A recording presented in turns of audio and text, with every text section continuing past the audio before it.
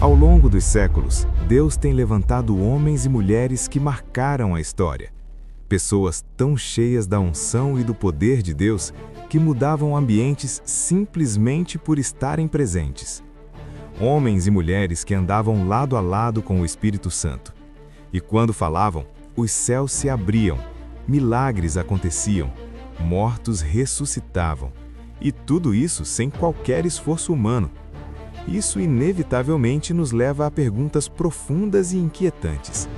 O que eles faziam que os tornava tão diferentes? Qual era o segredo que os permitia entrar em uma dimensão tão gloriosa de poder e unção? Essas perguntas levaram a equipe do O Cristão Informado a uma busca intensa. Foram biografias, diários, sermões antigos, cartas pessoais e noites mal dormidas. Até que algo começou a ficar claro. Um padrão, um perfil espiritual. Hábitos secretos, comportamentos invisíveis ao público, mas decisivos no mundo espiritual. Homens comuns que acessaram níveis extraordinários de glória. E, sinceramente, não sabemos se todos estão preparados para ouvir isso. Mas se você sempre sentiu que existe algo a mais, um nível maior, uma porção ainda não derramada, então este vídeo é para você.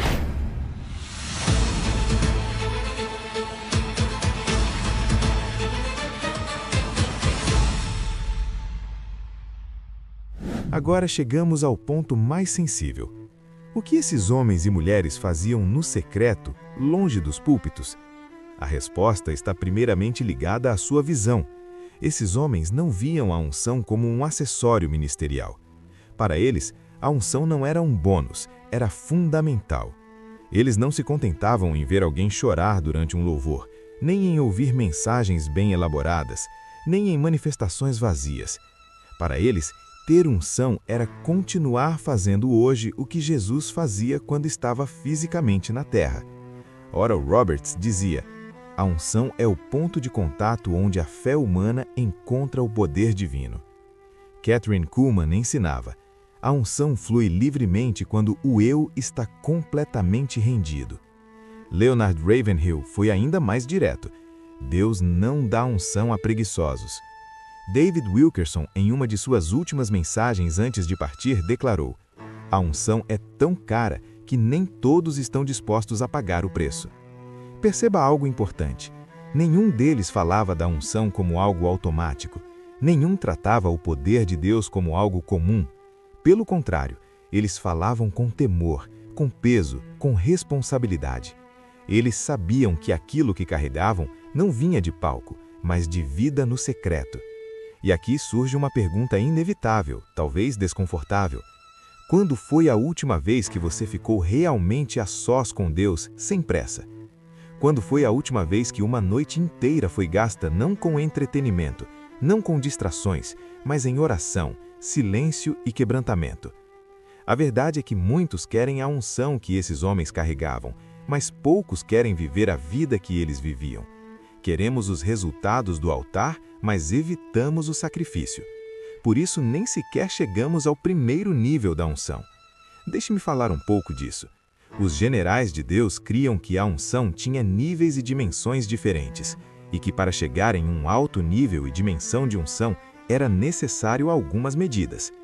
Por conta disso, esses homens e mulheres tomaram decisões que, para os padrões atuais, parecem exageradas, radicais e até religiosas. Mas para eles, eram simples atos de sobrevivência espiritual. Eles sabiam que não era possível andar profundamente com Deus e ao mesmo tempo manter uma vida cheia de ruídos, excessos e distrações. O segredo deles não estava no extraordinário, mas no radicalmente simples vivido com fidelidade extrema. A primeira chave que aparece repetidamente em todas essas vidas é uma que muitos hoje evitam: santidade em alto nível. Eles realmente acreditavam no que a Escritura diz: o corpo é templo do Espírito Santo. Isso não era um versículo bonito para a pregação, era um critério de vida. Se o Espírito habitava neles, então tudo precisava ser filtrado por essa verdade. Eles controlavam o que viam, controlavam o que ouviam, controlavam o que falavam, controlavam desejos, impulsos, emoções e reações. Não por legalismo, mas por zelo. William Branham, por exemplo, não assistia à televisão. Não porque a televisão em si fosse demoníaca, mas porque ele cria que a unção exigia sensibilidade espiritual, e sensibilidade se perde quando a mente está saturada de ruído. Charles Finney evitava conversas fúteis, piadas vazias e qualquer diálogo que roubasse sobriedade espiritual. Jack Coe não permanecia em ambientes espiritualmente pesados, mesmo quando isso significava se afastar de pessoas ou oportunidades. Muitos deles tomaram decisões que hoje parecem extremas: evitar cinema, entretenimento secular, música não cristã, excesso de informação. Não porque tinham medo do mundo, mas porque tinham respeito demais pela presença de Deus para tratá-la com descuido. Aqui surge um confronto inevitável. Como alguém pode desejar carregar glória e ao mesmo tempo alimentar a mente com tudo o que o mundo produz? Como esperar sensibilidade espiritual vivendo constantemente anestesiado? Eles entenderam algo que muitos ignoram. A unção não cresce em ambientes contaminados. Ela é sensível. Ela se retira quando é tratada com banalidade. A segunda chave aparece logo em seguida, quase como consequência da primeira. Oração intensa e prolongada em línguas. John G. Lake orava diariamente por horas em línguas, não ocasionalmente, não quando sentia vontade. Era disciplina, era rotina. Smith Wigglesworth fazia o mesmo, alternando longos períodos de oração em línguas com leitura da palavra. Ele cria profundamente que orar em línguas edificava o espírito e mantinha o coração alinhado com o mover de Deus. William J. Seymour, líder do avivamento da Rua Azusa, sustentava reuniões marcadas por oração contínua, muitas vezes durante a madrugada. Línguas, gemidos espirituais, intercessão profunda. Há inúmeros relatos de horas seguidas de oração, não como evento programado, mas como resposta natural à presença de Deus. Seymour ensinava que as línguas não eram apenas um sinal externo, mas evidência de rendição profunda. Oral Roberts também praticava a oração em línguas em sua vida devocional privada, especialmente antes de cruzadas e decisões importantes. Ele sempre ensinou equilíbrio, línguas no secreto para a edificação pessoal, profecia em público para a edificação da igreja. T. L. Osborne passava madrugadas inteiras em oração, muitas vezes em línguas, antes de cruzadas missionárias. Para ele, essa prática não apenas fortalecia o espírito, mas afinava a sensibilidade para milagres. Paul Cain, conhecido por seu ministério profético, também era marcado por longas horas de oração solitária, com uso intenso de línguas e intercessão. Isso nos leva a uma pergunta que não pode ser ignorada. Quanto tempo real você passa orando em línguas? Minutos ocasionais ou horas consistentes? A oração em línguas não era um acessório para eles, era combustível espiritual. Era o que mantinha o fogo aceso quando ninguém via. Era ali que o homem interior era fortalecido, enquanto o exterior aprendia a se calar. Existe um momento na caminhada espiritual em que falar muito já não produz avanço. Não porque Deus deixou de ouvir, mas porque o próximo nível da oração não é aprendido falando, é aprendido esperando. Esperar em Deus não é passividade, não é mente vazia, não é misticismo. Esperar em Deus é permanecer diante dele tempo suficiente para que a carne se cale, a alma se alinhe e o espírito assuma o controle. É ali que a oração deixa de ser um monólogo religioso e se torna diálogo vivo. Os homens e mulheres mais ungidos do século XX entenderam isso cedo. Eles passavam horas trancados em quartos, não repetindo frases, mas mortificando a carne. A carne odeia silêncio. Ela exige estímulo, movimento, distração. Por isso, os primeiros minutos, às vezes horas de oração, são sempre difíceis. A mente corre, o corpo cansa, os pensamentos acusam. Mas eles não recuavam. Eles sabiam que se permanecessem, algo aconteceria. Benny Hinn descreveu esse processo como uma jornada por 3 dimensões da oração, refletidas no tabernáculo: o átrio exterior, o lugar santo e o santo dos santos. Não como teoria, mas como experiência espiritual real. No reino do corpo, representado pelo átrio exterior, todos começam. É oração dominada pela carne.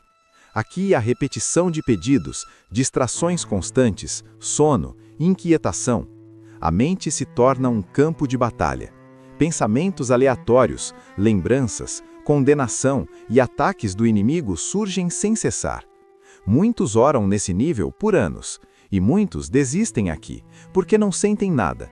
Não há consciência da presença de Deus, apenas esforço humano tentando alcançar o céu. A maioria nunca passa desse ponto. Mas aqueles que perseveram, mesmo sem sentir nada, começam a atravessar para o reino da alma, representado pelo lugar santo. Aqui algo muda, a repetição cede espaço à sinceridade. O louvor começa a fluir sem esforço. As lágrimas surgem não por emoção induzida, mas por quebrantamento real. A palavra começa a vir à mente com clareza. A voz do inimigo perde força. A oração deixa de ser pesada e se torna viva. É nesse nível que muitos experimentam restauração interior, alegria espiritual e renovação, mas ainda não é o fim. Pouquíssimos seguem adiante. O reino do Espírito, representado pelo Santo dos Santos, exige algo que quase ninguém quer oferecer: entrega total e silêncio interior absoluto. Aqui não há pedidos, não há palavras, não há esforço. O silêncio santo invade o ambiente. A presença de Deus se torna tão real que o tempo perde importância. Não se ora mais para Deus, vive-se com Ele. Nesse nível, o crente se torna um com Cristo. É o próprio Jesus adorando o Pai através do Espírito Santo. Não há agenda, não há pressa, não há distração. Apenas comunhão. É por isso que esses homens passavam noites inteiras em oração. Não porque estavam tentando convencer Deus, mas porque estavam aprendendo a permanecer até que Deus assumisse o controle. O silêncio não era vazio, era o ambiente onde a carne morria e o espírito governava. E aqui vem o confronto inevitável. Quantos hoje querem intimidade, mas não suportam silêncio? Quantos querem ouvir Deus, mas não ficam tempo suficiente para escutá-lo? Esperar em Deus exige disciplina, exige acordar cedo quando o corpo quer dormir, exige jejum para enfraquecer a carne e fortalecer o espírito. Exige dizer não a distrações que roubam sensibilidade. Por isso poucos chegam. Não é porque Deus esconde o acesso, é porque o caminho é estreito. A oração verdadeira não é um evento rápido entre compromissos, é um processo de avanço espiritual. Começa na carne, atravessa a alma e culmina no espírito. Quem persevera não experimenta apenas respostas, experimenta união. Torna-se de fato um templo vivo do Espírito Santo. E agora, a pergunta final não pode ser ignorada. Você quer apenas respostas de Deus ou está disposto a permanecer até se tornar íntimo dele? Depois do silêncio, depois da entrega, depois de aprender a esperar em Deus, surge uma verdade que ninguém consegue evitar. A unção não sobrevive no caos. Ela exige ordem.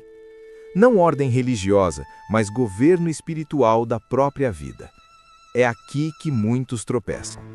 Porque desejar intimidade é uma coisa, organizar a rotina para sustentá-la é outra. A quarta chave que aparece com clareza na vida dos homens e mulheres mais usados por Deus é acordar cedo como disciplina espiritual. Não como regra imposta, mas como decisão consciente de prioridade. Eles entenderam que o início do dia define quem governa o restante dele. John Wesley acordava às 4 da manhã todos os dias. Antes que o mundo falasse, ele falava com Deus. Antes que as demandas surgissem, ele se alinhava espiritualmente. Smith Wigglesworth mantinha uma rotina igualmente rigorosa. Seus dias eram divididos com horários fixos de oração e leitura da palavra. Para ele, sensibilidade espiritual não era fruto de emoção, mas de disciplina constante. Charles Finney buscava Deus antes do nascer do sol. Hudson Taylor fazia o mesmo vivendo em condições extremas na China. Ele considerava esse tempo inegociável. Não dependia de circunstância, humor ou agenda. Era ali, no início do dia, que o espírito assumia o controle antes que a carne tivesse chance de ditar o ritmo. Isso nos confronta de forma direta. Quem governa suas manhãs, governa seu dia. E quem governa seu dia, governa sua vida espiritual. Muitos dizem não ter tempo para Deus, mas a verdade é que não tem prioridade. Acordar cedo não é sobre heroísmo espiritual, é sobre colocar Deus no lugar que ele merece. Quando isso não acontece, o resto do dia se torna uma sucessão de reações, não de decisões guiadas pelo Espírito. A quinta chave caminha junto com essa disciplina: jejum regular e disciplinado. Não como evento ocasional, não como resposta a crises, mas como prática contínua. Esses homens não jejuavam apenas quando algo estava errado. Eles jejuavam para manter o espírito sensível e o corpo submisso. John Wesley jejuava 2 vezes por semana, de forma consistente, do amanhecer até a tarde. Para ele, isso fazia parte da vida cristã normal. Smith Wigglesworth também jejuava cerca de 2 vezes por semana, períodos de 24 horas, completamente separado de distrações. Não anunciava, não divulgava, não explicava. Era entre ele e Deus. O jejum, para eles, não era tentativa de manipular o céu, era uma forma de alinhar a terra. O corpo aprendia a obedecer, a carne perdia a força, o espírito ganhava clareza. Eles sabiam que não se governa o mundo espiritual sendo governado pelos próprios apetites. Aqui surge uma verdade que poucos gostam de ouvir. A carne sempre lutará contra o espírito, e se não for disciplinada, ela sempre vencerá. O jejum não mata a carne, mas a coloca no lugar correto. Ele cria espaço interior para Deus falar com mais clareza e agir com mais liberdade. Essas práticas, acordar cedo e jejuar regularmente, não produzem unção automaticamente, elas sustentam a unção. Sem elas, muitos até experimentam momentos de presença, mas não conseguem permanecer. A chama acende, mas se apaga rápido. Os homens e mulheres que marcaram gerações entenderam isso. Eles não buscavam experiências esporádicas, eles buscavam uma vida inteira governada pelo Espírito e organizaram tudo ao redor disso. A pergunta final dessa parte é simples, mas decisiva. O seu dia está organizado para sustentar a presença de Deus ou a presença de Deus precisa disputar espaço com todo o resto? Porque a unção que transforma ambientes não é fruto de momentos intensos, mas de vidas disciplinadas, rendidas e governadas pelo Espírito.